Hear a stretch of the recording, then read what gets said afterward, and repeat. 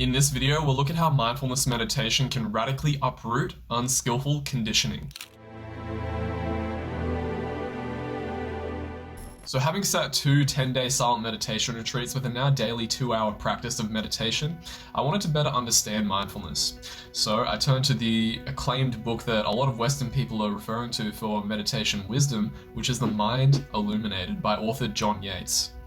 Now, John Yates has accrued over 4 decades of meditative experience under his belt and has a previous profession as a neuroscience and philosophy lecturer. So I'll be drawing upon the wisdom that John Yates and colleagues share with us in the book The Mind Illuminated to see how mindfulness meditation works to uproot unskillful conditioning, and how this can be equivocal to undergoing years of therapy, complete with examples to understand how this process actually works. Okay, let's see how.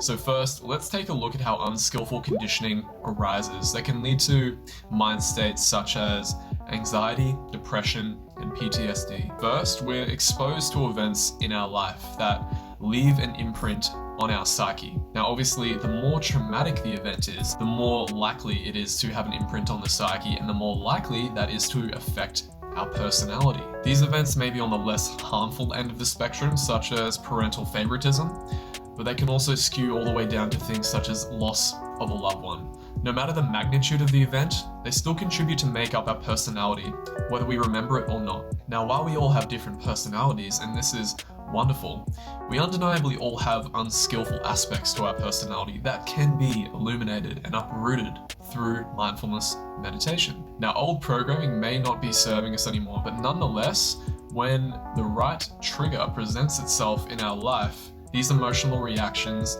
play themselves out, even though it might not be indicative of who we are anymore. So, for example, take a situation in primary school where you may have been trying to fit into a group.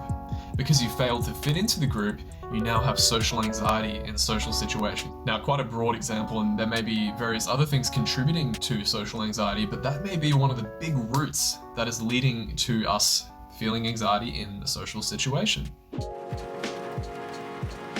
So when we haven't trained our minds in day-to-day life, and say something happens that causes anger, so someone criticizes us, says we're silly or stupid for doing something, we feel anger. And what tends to happen with the untrained mind that isn't practicing mindfulness is we become that emotion.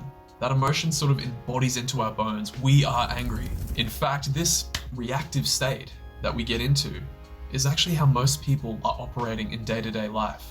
But what happens is, when we practice mindfulness and we're able to pull back and observe the emotion as it plays itself out when the correct trigger asserts itself, we provide new information to unconscious processes that would otherwise react and become our being in those moments. And what's great is the more that we continue to do this, the more skillful we get with non-reactivity by practicing mindfulness, the more that becomes our default state, and we're able to more wisely react and discern as to whether or not the emotion is serving us or whether or not it's just a deeply rooted reactive behavior. So let's take a look at another common example. I'm sure we can relate to a sibling criticizing us. And when they criticize us, we have a heap of anger that might come up, or fear, whatever it is. But that's because maybe back when we were younger, our brother or sister tried to assert their dominance over us, and now we are in a defensive state. Whereas the criticism they're providing us might actually be in service and helping us. Makes sense, right?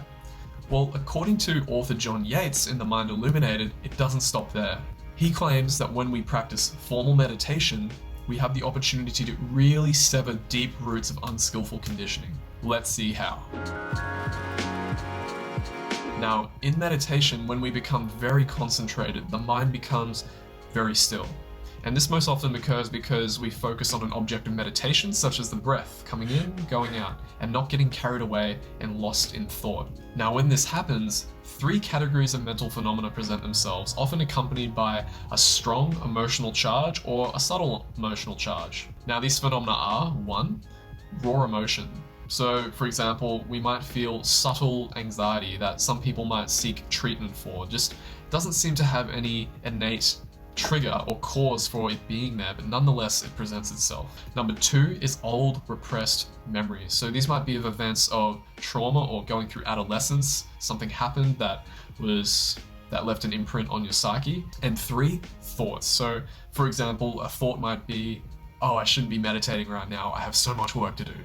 So these arise when our mind becomes very still. And what's so interesting, these phenomena seem to be, while they do come up in our day-to-day lives sometimes, but they seem to be uniquely common to arise in deep states of meditation, where they seemingly just well up out of nowhere spontaneously. So this is all interesting, but how does the process of change, of uprooting unskillful conditioning actually work? So when we learn to embrace these old repressed emotions, feelings and thoughts in meditation practice, what happens is we come to a place of acceptance and we sever deep roots of conditioning.